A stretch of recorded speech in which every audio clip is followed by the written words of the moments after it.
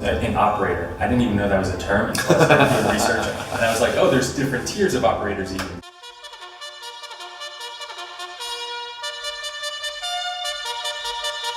So just to back up, when you went through basic training, the pararescue recruiter never came to you? No. Never walked in, showed you the cool guy video, jumping on airplanes, fast roping into the ocean, and everybody's like, oh man, I want that job. That never happened to you? Maybe. Yeah. Apparently it wasn't as impactful on you as it was on me. So I graduated high school in 1998 in Australia, and I grew up overseas, so I didn't really have a lot of like scholarship opportunities. I wasn't exposed to a lot of US post-high school activities. I had no plans for college. Both my parents were in the military, but there was a movie that came out called The Perfect Storm, where in The Perfect Storm, there's this scene where the ocean is all turbulent and violent, and there's this helicopter that flies out into the Andrea Gale, this fishing boat that capsized off the coast of Nantucket, I think it was Gloucester or whatever it was. And this guy jumps out of the helicopter and he swims over and he says a super cheesy line. Good afternoon, madam. I'm Sergeant Jeremy Mitchell. I'll be your pararescue jumper today. Me growing up, spending a lot of time by the ocean and in the ocean. I was a swimmer growing up, I was a surfer, free diver. I was just really exposed to the ocean and wanted a job that somehow put me in that environment as often as possible. So I went to the Coast Guard thinking that it was actually a Coast Guard rescue swimmer in that video, and the guy was actually honest and says no, it was an Air Force pararescueman. I never heard of an Air Force PJ before, so I walked out one door, went to the next, to the Air Force recruiter, and said, hey, I want to be a pararescueman. And he's like, yeah, so does every other man that comes in here. He's like, but most people don't make it. It's like a 90% attrition rate. And I was like, oh, okay, cool. Well, yeah, I'll do that then. So I wasted no time. This is all pre-September 11th, man. There was no like prolonged queue to get in. So I think I shipped off maybe 2.5 weeks later. Like basically signed that line, told my parents, and I was on my way to San Antonio. When you signed that, did you sign knowing that that's going to be your job? Yes. Okay. Yes. I signed knowing that I wanted to be a pararescueman, and you had to do like this. They call it the physical abilities and stamina test. It's like a run, swim, calisthenics, basically like an entry level test. And I went through basic training. This is all before, if anybody's watching this now, the process is completely different. There's like a battlefield airman flights, and there's all these different things. I went in, I was a regular airman in a regular basic training, and then just preparing to go become a pararescueman. Excuse me. So after basic, you attend what's called the pararescue indoctrination course. This, for up until I think a month ago, was the hardest considered by attrition the hardest course in the military, considerably the world, right? Yeah. Only based off of the attrition facts. So it had a 90% attrition rate. So 90 out of 100 applicants will not make it. They've designed the whole thing, and they're trying to shift those numbers. But for the longest time, that was the legacy that the Indoc course had. It was the hardest course out there. It's just, it's 12, it was at the time 10 weeks, 12 total if you count like a preparatory phase of every single day. It's a selection course, right? So the idea is every single day it gets more difficult, and the idea is to weed out those who are not going to be successful further on into the career field, and really bring out something within each attendee that maybe he didn't know he had within him. So that's sort of all selection courses, BUDS for SEALs, the Army Q course, Ranger School, all of these selection courses are designed with that process. The stress is usually different. So everybody's familiar with BUDS, right? For Navy SEALs. They have the ocean, they're wet and sandy all the time, they have sleep deprivation. So their selection criteria and what makes their course specific is the fact that they have the beach, that they have the ocean, that they can be cold, wet, and sandy the majority of the time. For like Ranger School, everybody's hungry, right? There's different stressors. For pararescue school, for Indoc specifically, the stressor is the pool, and they take away your ability to breathe. So the whole focus not the entire focus, but a major stressor that is introduced in the pararescue indoctrination course is they take away your ability to breathe. And there's all these different exercises that all surround the swimming pool. And you're in the pool for maybe 3 to 5 hours every single day. And every day gets more and more difficult. On top of that, you're running, you're working out, you're doing calisthenics, you're learning to operate as a team, you carry a log when you screw up, you're doing thousands of push-ups, and it's constant. It's a constant bombardment. Once you finish INDOC, which is, like I said, like that 3-month program, and you've whittled down your initial class of 120 to there's 10 of you standing there, you now have 2 years ahead of you to actually become trained to be a PJ. So once you finish INDOC, all that is you've proven yourself that, like, hey, you are trainable, you're not going to quit, you have a good attitude, you can operate as a team, and you have tenacity and discipline. So from there, that you get sent off to, it's called the pipeline. So when I graduated INDOC, I went to the Special Forces Combat Dive School, which is they teach you how to become a combat diver. So you go from one very water-focused school selection course, and now you're actually learning to do something. You're learning how to dive open circuit or just scuba dive, and then you're learning how to dive a rebreather, which is like closed circuit, super sneaky. And there's an element of a selection course that is in the combat diver course, but by this point you have a little more confidence because you've been through INDOC and now you're learning a skill. So once you graduate that, you're now a combat diver. And then from there, you go on to the Army Airborne School, the static line 5 jumps, the airborne infantry, the 80, everybody's heard of them. So you go to airborne, where you jump out of a plane for the first time at 1,500 feet, and you step out, your parachute opens, and takes, that's a 3-week school that is you in the conventional Army.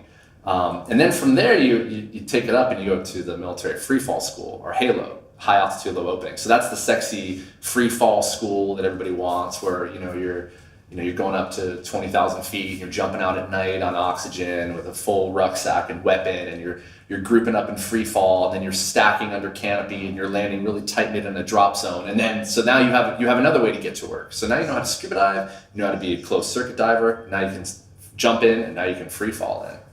So once you finish that, you usually go to survival school, just up in Fairchild, the 17-day survival school. And then you'll do like underwater egress. And then you'll learn the core skill, which is paramedicine. So you become an EMT paramedic. So you'll attend, at the time, you used to attend the JSOMC, the Joint Special Operations Medical Course, which is where they would send Special Forces medics, 18 Deltas, and they would also send SEAL Corpsmen there. So that was your kind of first exposure to the Joint Special Operations component. But they've since developed their own program where you become a nationally registered paramedic. So for the next 9 to 11 months, you're spent every day in a classroom. You're learning everything that a civilian street paramedic would learn, and then some.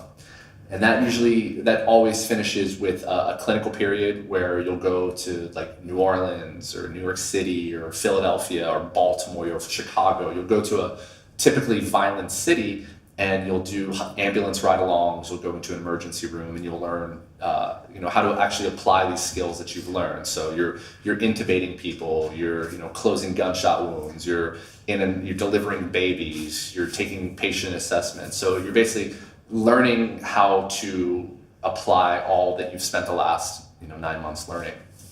Once you finish and then you take your national registry, which to date is the hardest test I've ever taken. So then by that point you are a civilian nationally registered paramedic, which is pretty huge, because that's usually a 2-year program, for a local college or a community college, and you've just spent 9 months getting fed with a fire hose to now learn these skills. And it's a really great tool, because now you know how to get to work. You can jump in, you can dive in, you can run, swim, do all those things. But now when you get to somebody, you can actually do some good. But that's really not what being a PJ is about. Pararescue was created as the mission is called personnel recovery. So you're not just a medic, you're not just an assaulter or a combatant, but you are charged with the entire elements of personnel recovery. So, hostage rescue, pilots who punch out behind enemy lines, you talk about, I'll get to interoperability in a second, but once you finish the paramedic phase, you then go to the AFSC awarding school, or our 3-level school, which is it's a 7-month program where you apply everything that you've learned and you tailor it to becoming a pararescueman. So you learn high angle rope rescue, you learn advanced land navigation, celestial navigation at night under stars, you learn how to, we do advanced air operations. So you do more helicopter work, fast roping, climbing out of rope ladders, jumping into the water out of helicopters, hoisting out with a helicopter. So you learn different helicopter platforms. Then you do advanced jumping. So now we learn how to jump into water. We jump with fins on. We jump at night and land in the water. We jump boats. And then from there, you usually go on to weapons and tactics, where you'll learn, all the different weapon systems that you could be exposed to and working with, and you become, precision marksman. You learn shooting and immediate action drills, and how to operate as a small unit, and how to shoot, how to clear a house, how to engage in firefights.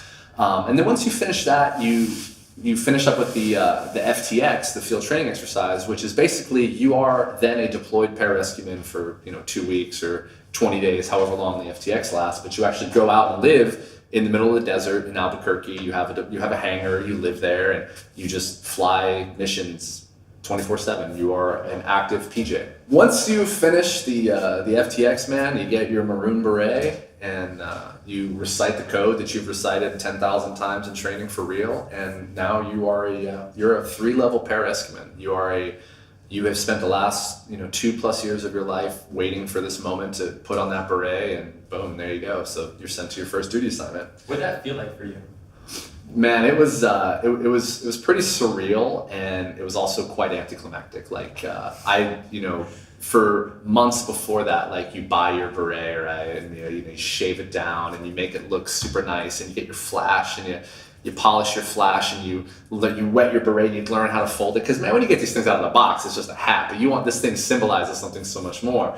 So you want to put it on, and you want it to be super special. And then the first time you put it on, and you're just like, yeah, I don't have to take this. I can wear this outside of like my dorm room or my barracks room.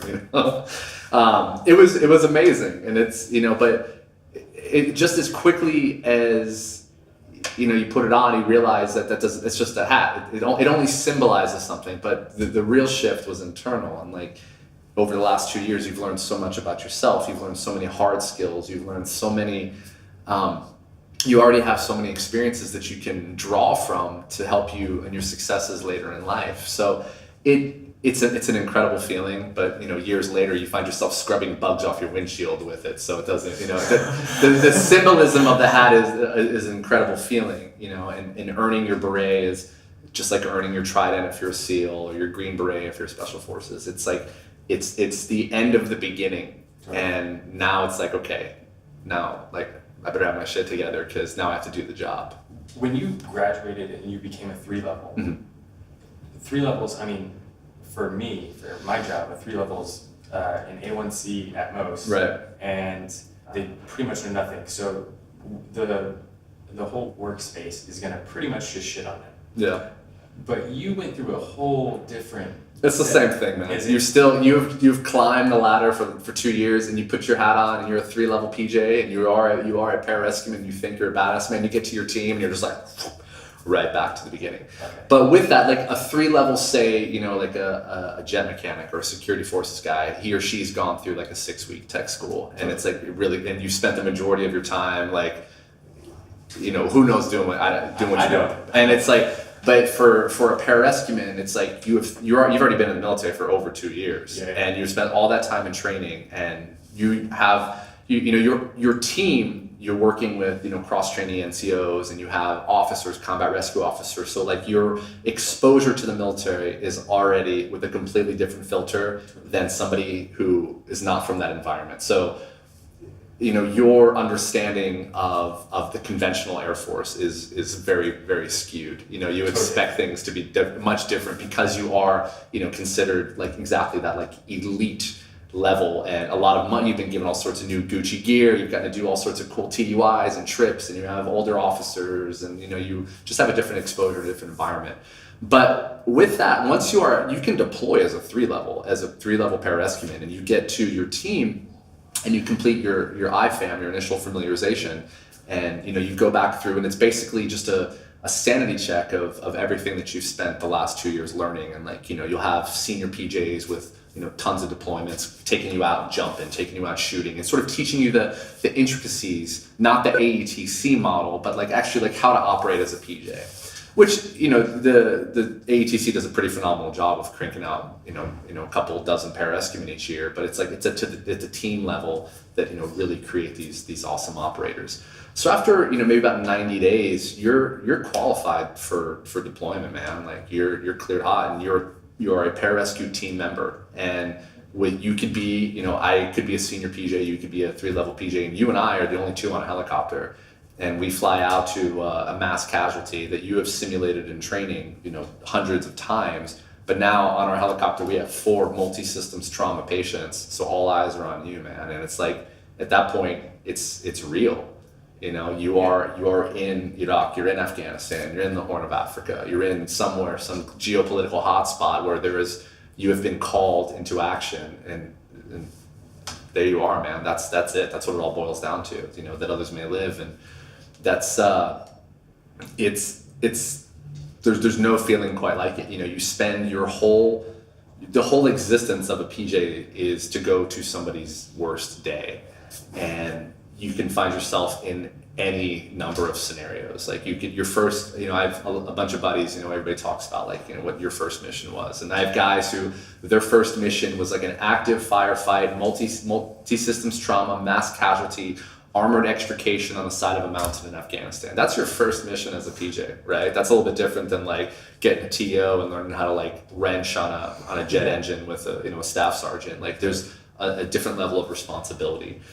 So to go back to your original question of interoperability, the most common way that a pararescueman is employed in combat is for that personnel recovery mission. So say, basically, there's a bunch of jokes and memes that go around where it's when the SEALs and Green Berets and Rangers call 911, the pararescueman answer. And it's super cliche, it's super cheesy, but that's basically what is happening. We are there supporting the battle space as direct combatants, as forward operating medics, as technical rescue specialists.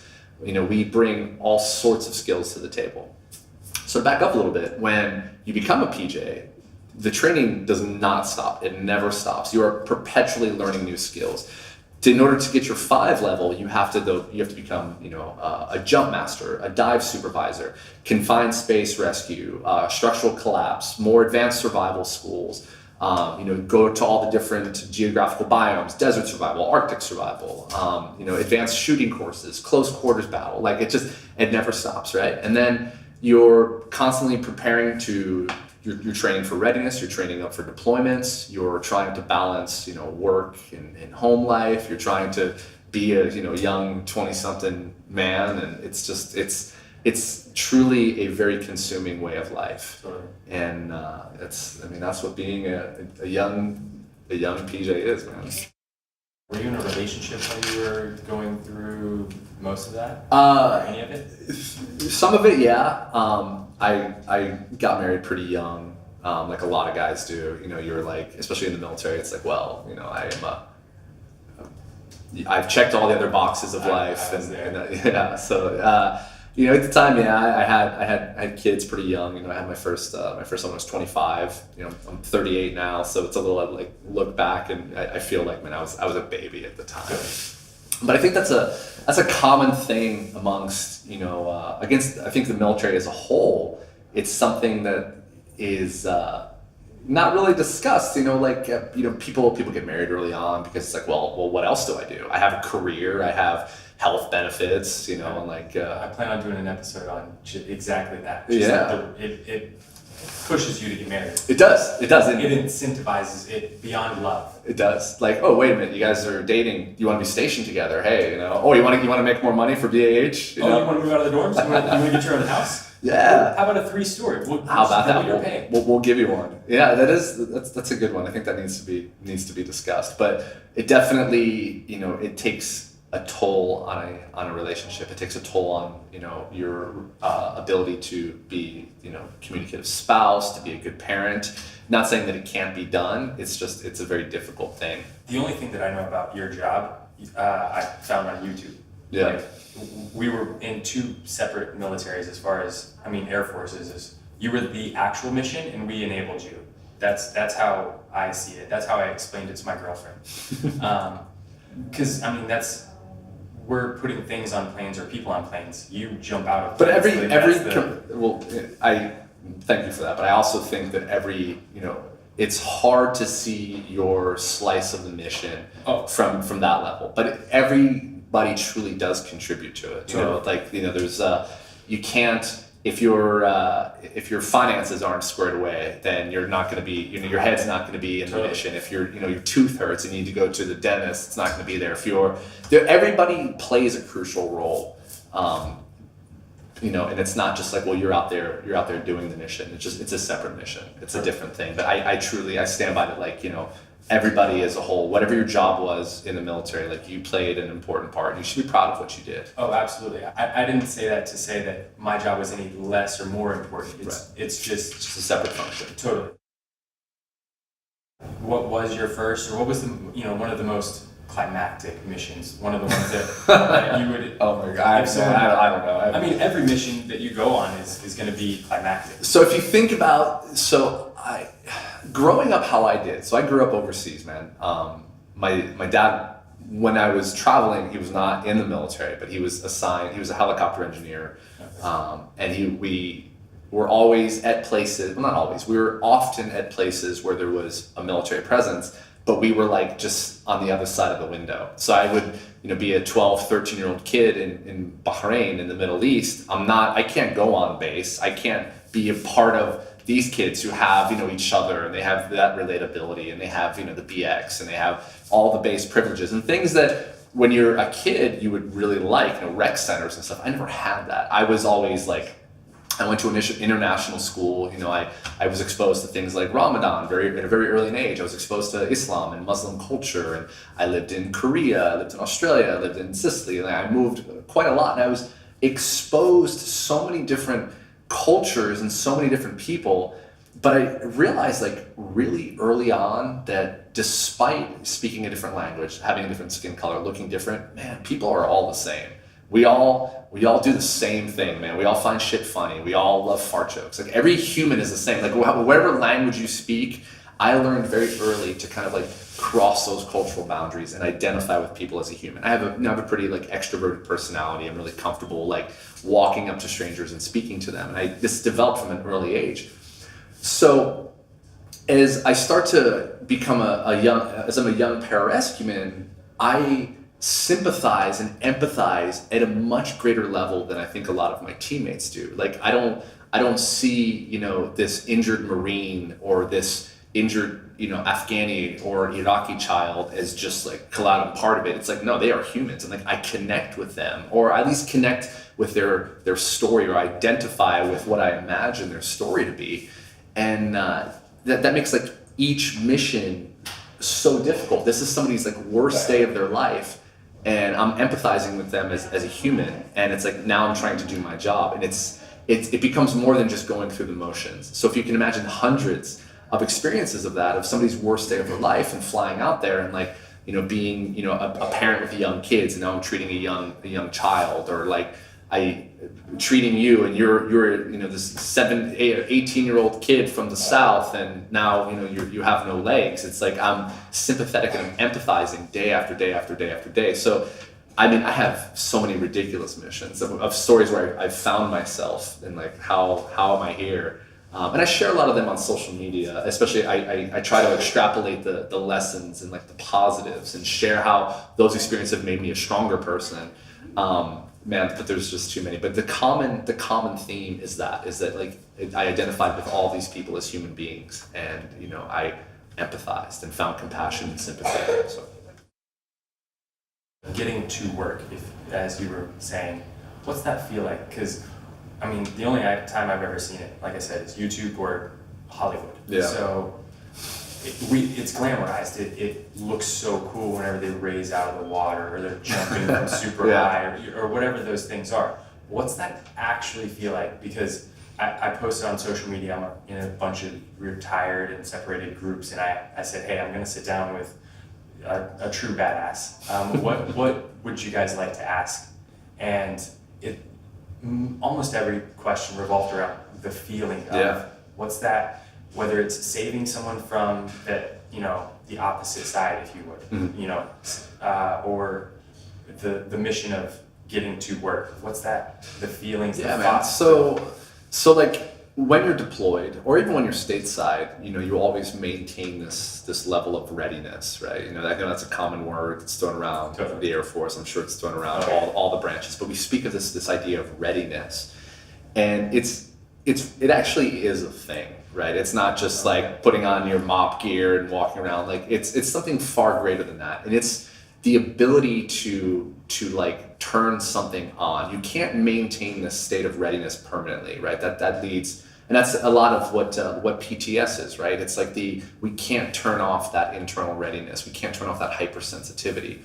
But when we are using it for a positive, the way we learn this behavior that oftentimes leads to a negative like PTS or anxiety, we're in this constant state where we need to be prepared to act or to engage. So say, let's just, hypothetically we're deployed, okay? And we're on alert and we have our little walkie-talkies or our beepers and we're going about our day, man. We're playing ping pong or foosball or working out or Call of Duty or having, ice cream eating challenges or all the things you do when you're deployed. And then once that beeper goes off, like the second you hear somebody break squelch on that radio, you're like, you instantly go there and you start playing this like what if game, and you have your internal algorithms that you like mentally prepare.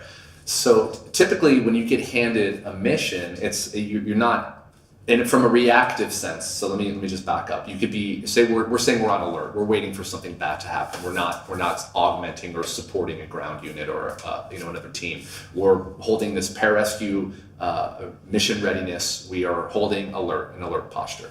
So that beeper goes off. So the second that goes off, you're called into action.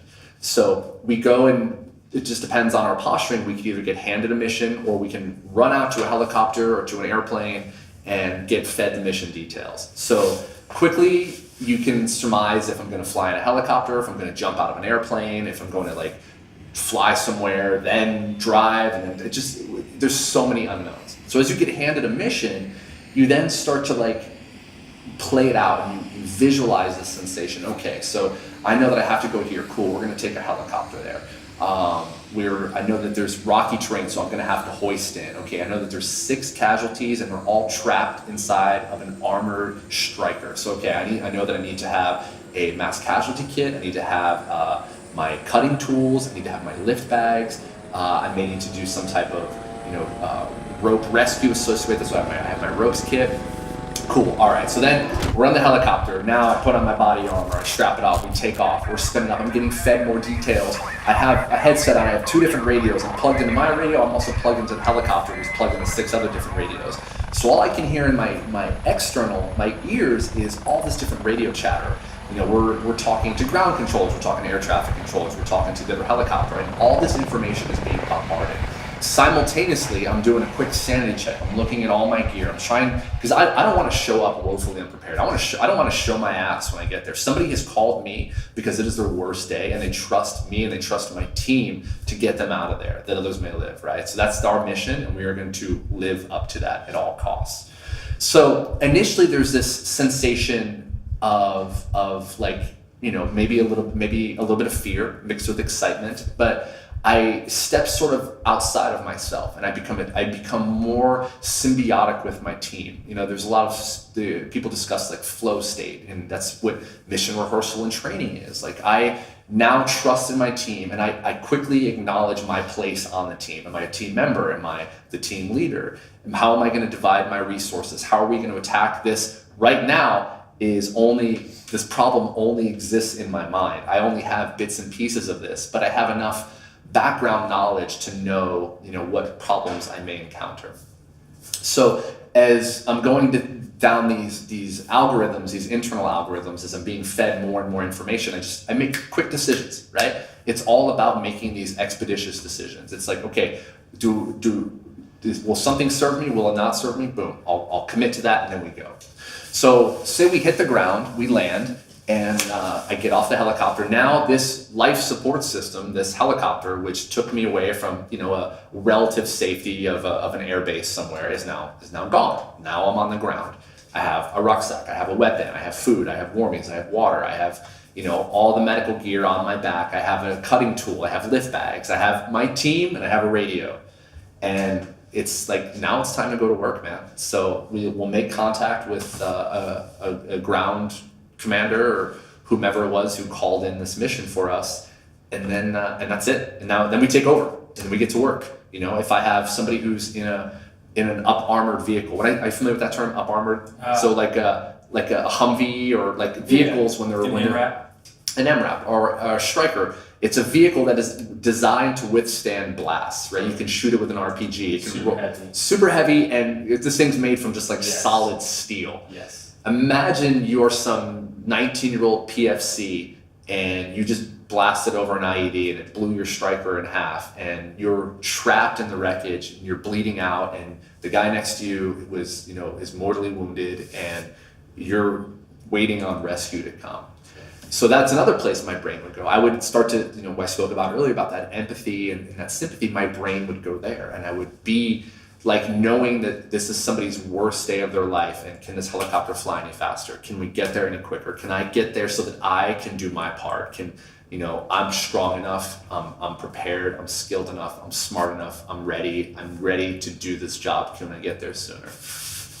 So then we start to solve the problem, right? It's like somebody's handed you a Rubik's Cube and like figure this thing out. There's so many different parts, and there's an algorithm that you have to follow, and the sensation, just you become so focused and so like you are in that mission. You are nowhere else. You don't think about your family. You don't think about anything other than that mission. You think about getting these people who are suffering and who are hurting out and saving as many lives as you possibly can.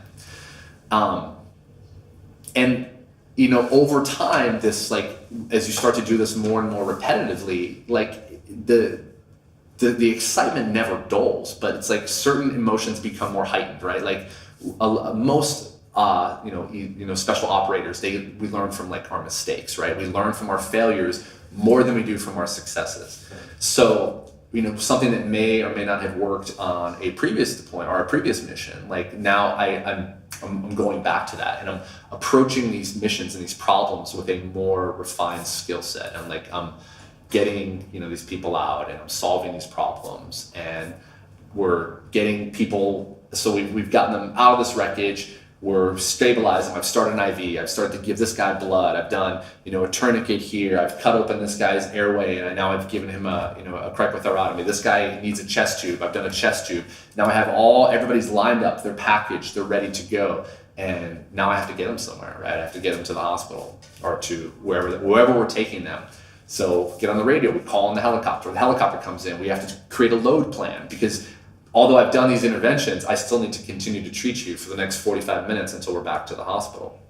So put you in the helicopter, and now I'm treating you, and I'm working on you. And then there's different phases, and each one of these phases just leads to like a different decision matrix. It leads to like, what am I doing that is going to preserve life a little bit longer? How can I keep you alive until I hand you off to, who's really going to save your life? The surgeons and the surgical teams. And then, we drop them off, and that's it. Reconstitute and ready for the next one. So, it sounds like it's a lot less about feeling and more about logistics and just being present for the decision that needs to be made. Because if you're thinking, or if you're in that feeling, then you're not thinking. It has to be void of feeling, because I'm not saying it's completely without feeling, right? Like it's going to touch a part of you to see. I don't care who you are. If you're the most hardened tier 1 operator, you see how fragile human life is. And when you're in these environments, like our human nature is to find empathy, it is to find compassion, it is to find sympathy. And you have to sort of push that gently to the side so that you can focus on your job, so that you can focus on accomplishing the mission, which in that moment, your mission was whatever you were tasked with. So yes, to an extent, it is more about action. It's more about doing than it is about feeling, correct? So, but there definitely, from my experience, pararescuemen are, for the most part, like compassionate people. Like our ethos, our mission statement is that others may live, right? Yeah. Like the whole concept of giving my life to save another is something that like we truly believe, and it's something that we embody. And every time we step on an aircraft or walk out on a mission, we accept that, and that's what motivates us, because we can do that. We are strong enough. We are, skilled enough to do that. So I always, whenever I would be at work, I'd have a thought like, I'd radio in, and my job, super simple. I'd pull up to a plane, push some stuff on, whatever. But I would call over the radio and be like, oh God, I got, Staff Sergeant, Snuffy. he's promoted. So you get Staff Sergeant Snuffy on the radio and you're like, oh God. Anytime I got that weakest link in my mind, I'd think, man, that would suck to be like in the thick of things and call over and be like, that's the weakest link. Like, is there a situation that you can recall that you called over the radio and you're like, I might not make it a day. Like, I'm calling this guy and he's... Are you referring to our team dynamics and like whether it's team dynamics or maybe there's one person that you just didn't get along with, or maybe you're calling over to the Army and you're whatever that looks like. Yeah. So from day one, man, going back to the pararescue indoctrination course, from day one it's beat into your head to work as a team. So from day one, you're exposed to people who you may or may not get along with on like a personal level, but you learn how to work as a team. What's a team? A group of common individuals working together to achieve a common goal, right? So at that point, our common goal is our mission. So whatever personal, discontent or inability to get along with somebody on a personal level, like we were always able to push that aside to accomplish a mission. That being said, yeah, there were absolutely guys that, I didn't get along with. There were PJs who, I questioned their competency. Actually, that brings up I just remember something. There was a guy who I worked with who will always remain nameless. Totally. His skill set was not where it should have been. But we could do things like limiting the exposure to certain missions, or like pairing him with, maybe a stronger PJ. And that's a common thing. We all have our own strengths and weaknesses, right? Like maybe somebody is terrible at shooting, but they're a god on the mountain, and they can set up a 7-to-1 rope system with the most complex rescue rope system imaginable. And so we all have strengths and weaknesses. The concept of jack of all trades, master of none is nowhere more true than in pararescue. So that being said, like there was a guy who was sort of just generally substandard at his skill level, and I was with this guy for a couple missions in Afghanistan, and for a while I was having these like nightmares where in country where like it was just he and I, and there was just there'd be like this mass casualty like beyond anything that I can imagine, and like I recognized that like subconsciously this was affecting me. So we went, I spoke to the guy and brought my team leader in, and like, hey, we need to do something about this. Like I can't, if I'm not sleeping because I'm having dreams of being in a mass casualty with this guy by my side, like we have to fix something. So, but we were always able to overcome it. And then as far as like interoperability and like, maybe there's like a special forces medic who we didn't get along with, it didn't matter, because like we were our team, we were our own. Pararescuemen are considered like we're our own weapon system, right? Just like an F-15, just like an F-16, we have the Guardian Angel weapon system. So like, we kind of like, well, whatever, So we were sort of able to push that aside, and most people other branches, everybody, especially if you're at an operational level, had nothing but respect for us and, gave us the support that we always needed. So You don't have to answer by any means, but did that job have any effect on your mental health? absolutely. While you were there and after? Yeah, absolutely. And I'm very, very transparent about that, especially on social media, but yes, like I said earlier, I'm a very empathetic person, very sympathetic person. I feel like I have a grasp on the connectedness of humanity, maybe more so than a lot of my peers did. So absolutely, you can only be exposed to so much trauma and to so much darkness before you start to absorb some of that, right? And early on, we weren't taught ways to cope with these stressors. We were basically, stoicism, to be stoic, to suffer in silence, to be strong. Man, you're strong, you're a tough guy, you're a PJ, you've made it through, you're a badass. We don't talk about these things. We don't, or we sort of falsely inflate what it is that we're doing. Man, we got some great work over there. Man, we got some great missions over there. A lot of kids, great stuff. And I remember a lot of my early chiefs, these guys, it was a different era. It was a different era of pararescue, especially you have the pre-September 11th and then you have the post-September 11th. And there's, the guys who were pararescuemen before September 11th, they did amazing things, but they didn't have 2-3 different conflicts that they're deploying and fighting in. They didn't have the missions that we were experiencing. So a lot of the older guys, maybe they'd wanted that their entire career field. I had one chief, and this guy could not have been more excited for some of the missions that we were getting. You have young guys, A1C, senior airmen and young NCOs who were just being fed fire hoses of missions. Every day, maybe 4, 5, 8 missions. Kids, civilians, women, mass casualties, extrication, firefights, and it's just every single day. And absolutely, it takes a toll on mental health. You have to be able to turn that off. I spoke about that readiness. You have to be able to silence that voice. You can't be in combat one day. And when I say combat, you're in combat, right? You're in firefights. You're defending your life. You're defending your teammates. You are keeping people alive. You're sheltering your patients. You're being exposed to a tremendous amount of the darkest side of humanity. If you don't have a way to address those traumas or to find a productive way to get through that, it is going to come out. You can only push that shit deep down inside of you for so long before it finds a way out.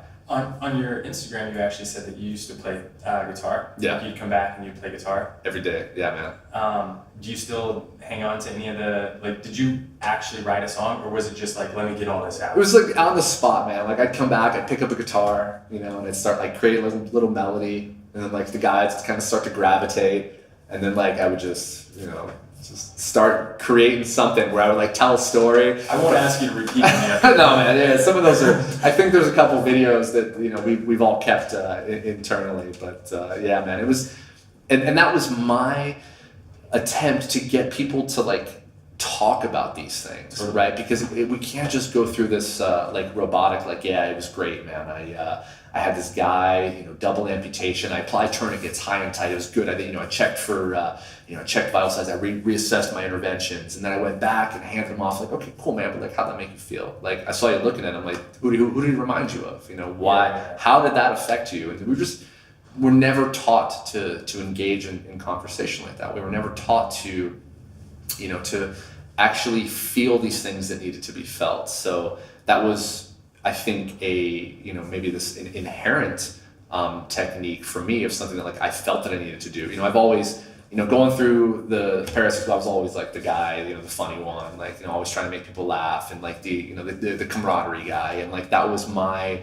I didn't know it at the time, but it really was a powerful tool to get people to open up, to get people to even if it was they'd contribute something, and I would speak for them, and then they would all it would resonate with them, and and I'd walk around and I'd hear guys humming the melodies, man, I got you, and I think it did do something, but you get home from deployment and like, oh, I can drink. Oh, that feels good. Like, man, I can sleep at night. Oh, hey, a sleeping pill? Yeah, man, I'll take a couple more of those. Like, oh, yeah, I love Jack. Wash down with some Jack Daniels. Man, I feel good. And you start to find ways to numb those sensations because they hurt to think about. It hurts to think about, the people who were suffering. It hurts to like recognize, maybe, if I had done something, would that person maybe have lived, and like these are things that we think about, and to be forced to like face those things or like, be taught to face those things, we're not taught constructive ways, but we are taught that the class 6 is open till midnight, and we do have a team bar and like, well, he's not suffering, and neither is he seems to be good. Maybe the problem's me. They're all laughing. So let me hide this, right? Let me hide this more because well now I'm ashamed of it, right? So now not only is it not okay, not only can I not talk to my teammates about it, but shit, now I'm ashamed of it. And that is like that's PTS, bro. And that's what more is, the more work that I do in the communities and the more work I do with, through yoga and through PTS, it's like I realized that like, man, I was far from the only one suffering like that. It's tens of thousands of people. I don't think you can go to an experience like combat and it not affect you in some way. And whatever that way is, if it's a positive thing, it's a negative, you still need to address it in some way, I only just recently is it becoming, a common thing for people to have, like mental health is a little bit more aware of these things. It's not just a suggestive handout anymore. Now it's like actually a thing, and there's a lot more work being done on it. But yeah, man, too little, too late, in my opinion. Did you start doing yoga when you were still in? Yeah, I did. Back in like 2008, 2009. I was real big, man. Like I was. I saw you on Instagram. Dang. But I loved feeling strong. I loved feeling like, I could grab anybody and, throw bad guys and pick up good guys. And I wanted to be this like larger than life presence. And, I couldn't put my body armor on. I couldn't reach across my chest because it was my delts, I was like, wait a minute, man. I had been exposed to yoga at an early age. I don't know what it was. I got a book from the library when I was like 17 on yoga, and I don't know why. I was just sort of curious about it and read about it and returned the book and didn't really think much of it. But at the time, mid 2000s, late 2008, 9, it started to gain a little bit more traction. You started to see like more yoga studios and. I was intrigued by it. If anything, my perception of what yoga was it's just stretching. I need to stretch. Here we go. It's perfect, right?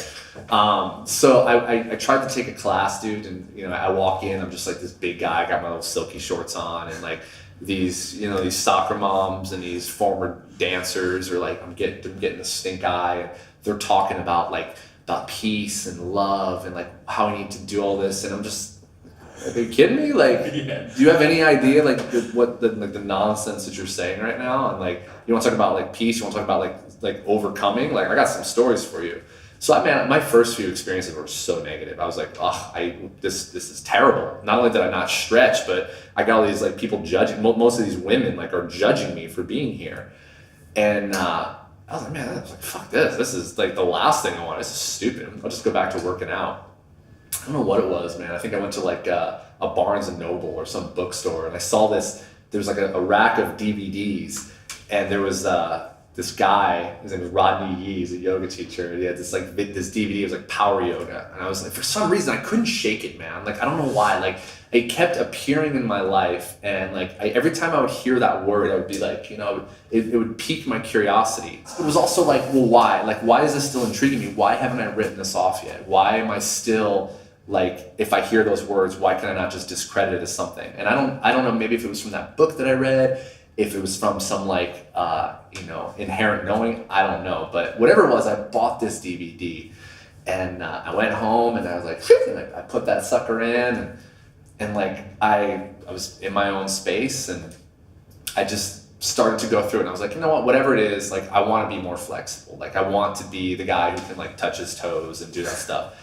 So as I started to like move through this DVD and like explore these different postures. He didn't break down classes. He would just demonstrate it, and I would like find myself trying to do it, but I would do it like I'm kind of a perfectionist, and I wanted to be like exactly like he did. If he like moved his hand, I would like move my hand. I was like basically mimicking everything because he was the teacher. He was the expert, so clearly he knows what he's doing.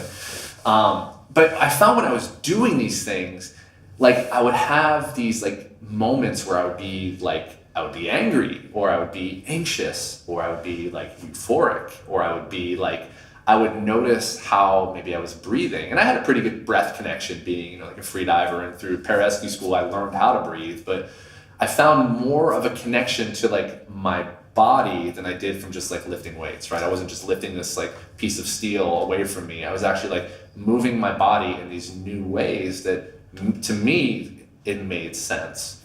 So I committed to like learning as much from this Rodney Yee DVD as I possibly could. And, this was, I'd probably do it a couple times a week, and I had the whole thing memorized, and I would practice kind of like wherever I was. And then at the time I was stationed in Okinawa in Japan, and I was a big time surfer, and I was a big kiteboarder. For me at the time, my main spiritual outlet was kiteboarding, right? Like I would finish work and I would drive over to the beach and I would pump up a kite and I would go out and I would just kiteboard, man. I'd be in the waves, I'd be boosting and doing flips, and I would just, to me, that was like the most like sacred place that I could be. But I couldn't replicate that feeling of kiteboarding anywhere else other than kiteboarding.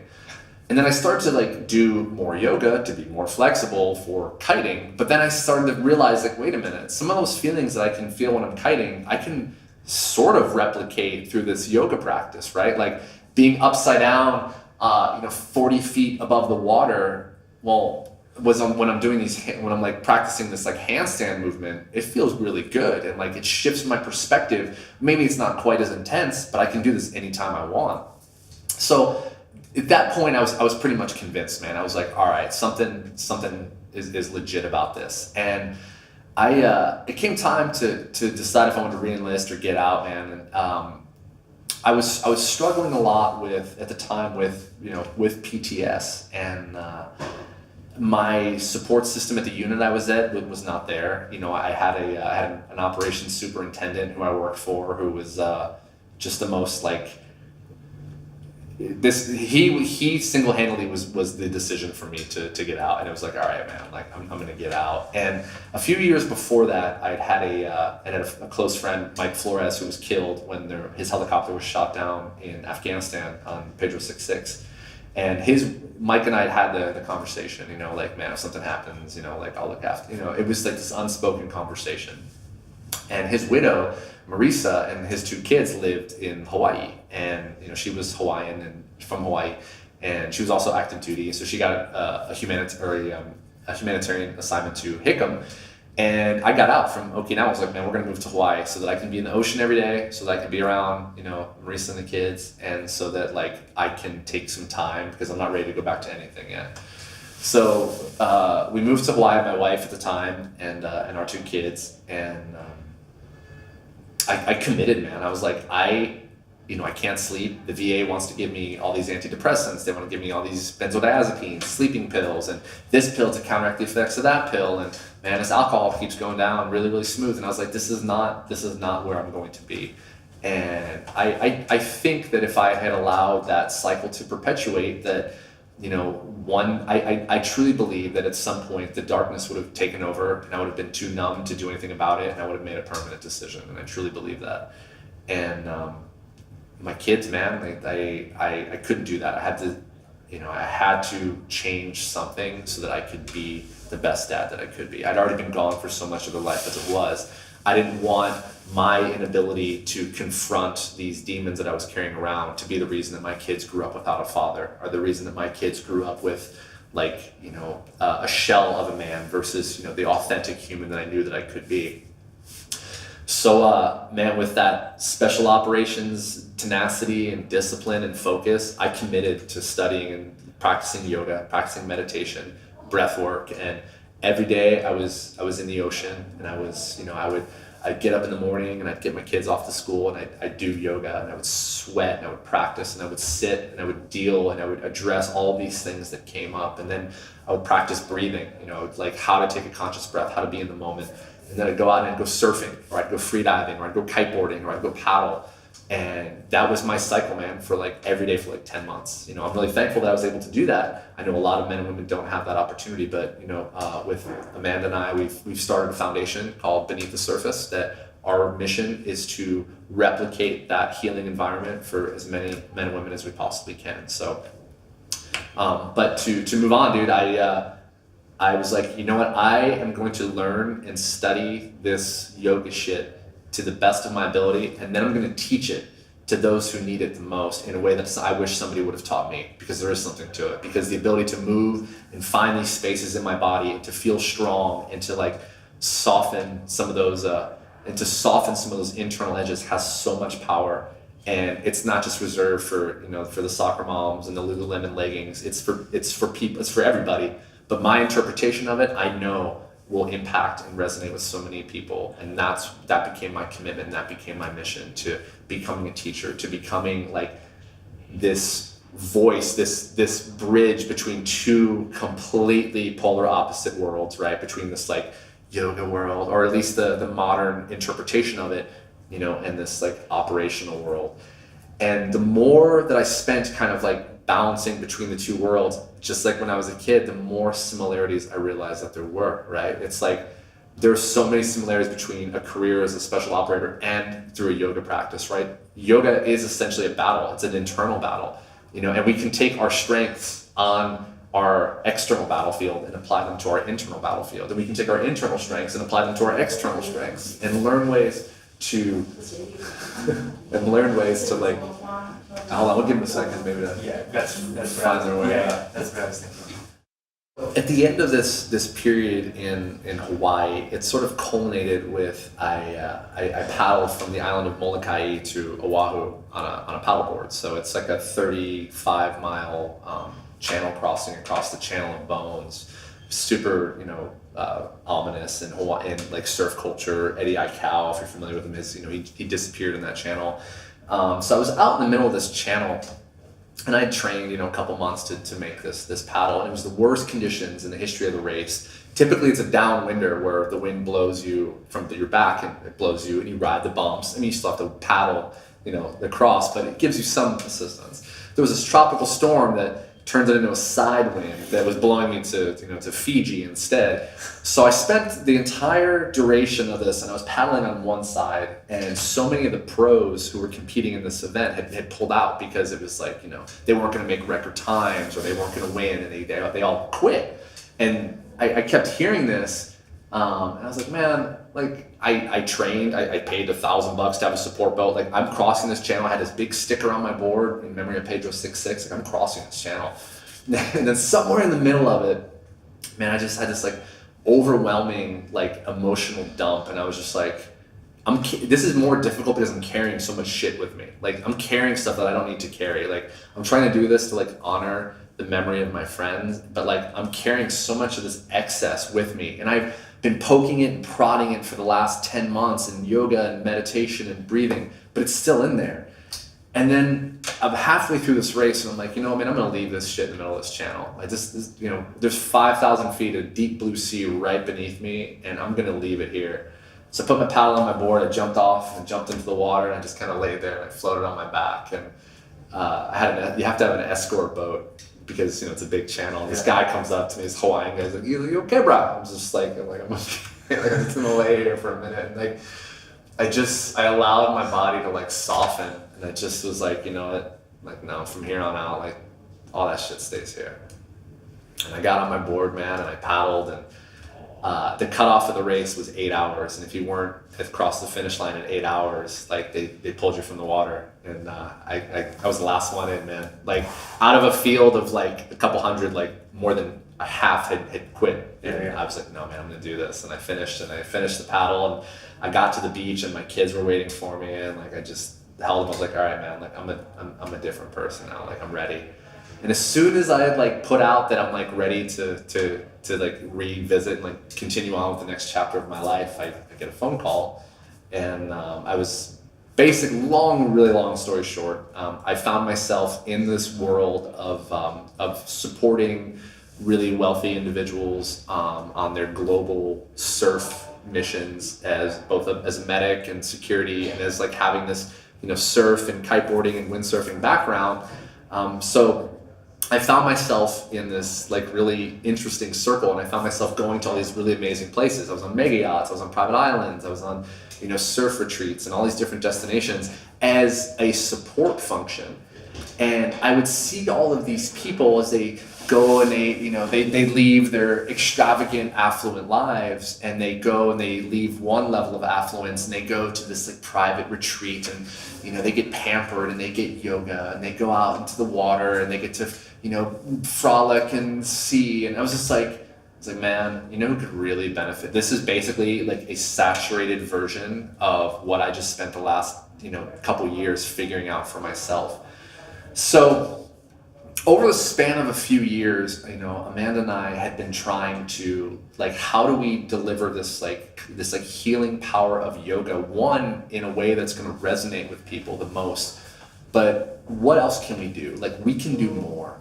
So Beneath the Surface is basically a replication of what worked for me as my healing modality. We spend so much time talking about like treating, but we don't actually talk about healing, right? Like, well, we can treat your PTS, right? I can give you an antidepressant. I can treat your insomnia and your anxiety. I can give you medication.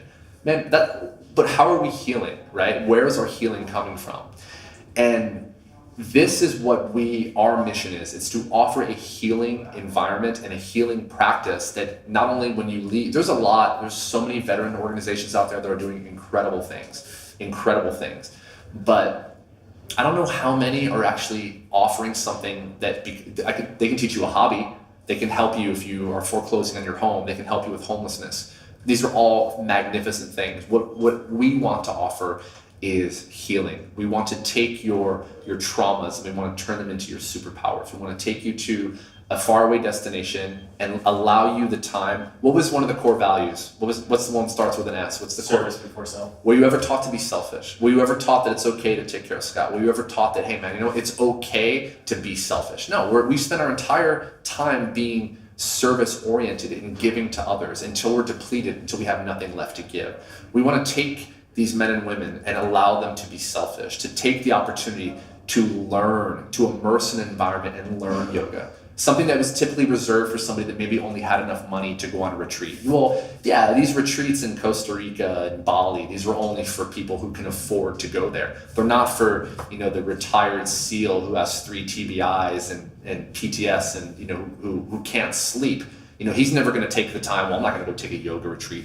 But what if we take these struggling people and we give them, through the generosity of others, we take them on this environment, we expose them to yoga, we teach them this practice so that they can take it and they can do it anywhere. Teach them to meditate, teach them how to breathe, and then pair that all with the profound healing of the ocean, right? Give them. There are studies on ocean therapy. There's a doctor named Russell Crawford. We've connected with him, partnered with him. He's written the only quantitative study on ocean therapy for PTS. And we all know that the ocean makes us feel better, but he told us why. And we all know that yoga makes us feel better, and others have told us why. Now let's just bring the two together. And that's what Beneath the Surface is, man. It's a 10-day retreat where you connect with other people, you connect with yourself, you receive body work, we give you physical therapy, massage, you learn yoga, you learn to breathe, you learn to channel you learn to recognize and then to channel these internal emotions into something positive and ultimately heal these demons and heal from these traumas and use it so that you can continue on with service before self, so that you can continue giving back. And we pair you with, a mentorship program. Once you've gone through, now you want to give back to the next generation of person who's going to go through this retreat. Teach them what you've learned. We want to offer scholarships for massage school, yoga teacher trainings. We want to truly embody these healing practices and make it not only okay, but something that people seek out. And that's the whole mission, man, of BTS, and it's something that, you know, we've put so much of our love and time and energy into, and it's gaining traction. People are seeing it, and you know, we're on a roll, man, and you know, we're going to be reaching people. It's not going to be for everybody, but those who it's for, it'll be profoundly life-changing. Absolutely. And that's what it comes down to. It's incredible. I've been on Vimeo. I've checked out a few of your episodes. I was watching Vinyasa 1 for beginners this morning. I'm actually currently trying to get my girlfriend into yoga, so Nice. So that's definitely a humongous tool. You break it down in such a simple way. There's no terminology that's beyond, you know, comprehension when you're breaking it down. You cuss a few times here and there. That it feels more natural than going to a studio and having, like you said, your first It experience. shouldn't be this mystical and esoteric practice that's only reserved for somebody who's spent, you know, the $1,000 and done their weekend training. That's not the practice of it. The practice is something that exists for everybody, and I'm sharing my interpretation of it, and that's what I teach. And I teach it the way I wish somebody would have taught me. And thank you for that feedback, man. I really appreciate it. Absolutely.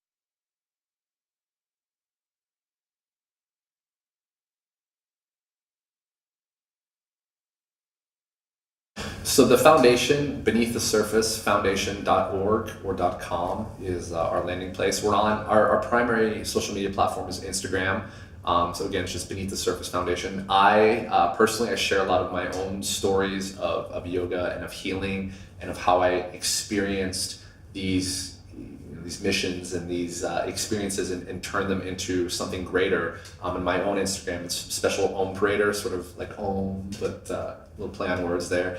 And then my partner Amanda, Alpha Tango Actual, she's, you know, an incredible healer and person who has committed her life's work and her soul to Beneath the Surface. We have our completely free introduction to yoga on it's vimeo.com/taskforceyoga, and these are just we plan on contributing, you know, a couple videos a week and just offering yoga classes and an introductory series and, you know, workshops and seminars, and something that's just should be available to everybody. We just want to expose it to as many people as possible. So that's it, man. Well, thank you so much for exposing as many people as possible. I have a friend of mine that wakes up and does one of your videos. Awesome. So it was his first experience. He's like, oh, you're talking to he looked at your Instagram. He was like, whoa, that guy's badass. He's like, I guess I'll try some yoga. And he's doing it, you know, every morning. That's awesome. Well, that's really great to hear. And thanks for having me on the show. And it's nice to meet you, man.